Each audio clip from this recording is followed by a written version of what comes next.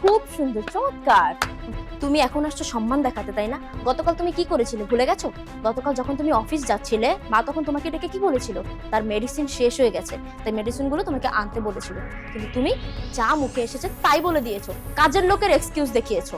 আর তারপরে যখন তোমাকে চশমার কথা বললো, আরে আমি তো নিজেই দেখতেছি অনেকদিন যাবত মায়ের চশমার ফ্রেমটা ভেঙে গেছে।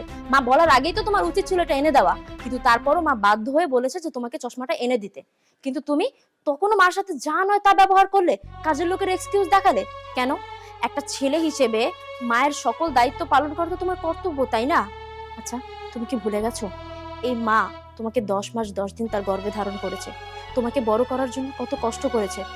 আমি তো শুনেছি আমার শ্বশুর আব্বা যখন মারা গেছেন তারপর থেকে মা তোমাকে লালন পালন করার জন্য কত কষ্ট করেছে, কত পরিশ্রম করে তোমাকে আজকে এই পর্যন্ত নিয়ে আসছে। আর আজকে এই মায়ের জন্যই তো তুমি এত বড় চাকরি করছো, এত বড় একজন মানুষ হিসেবে প্রতিষ্ঠিত হয়েছো, তাই না?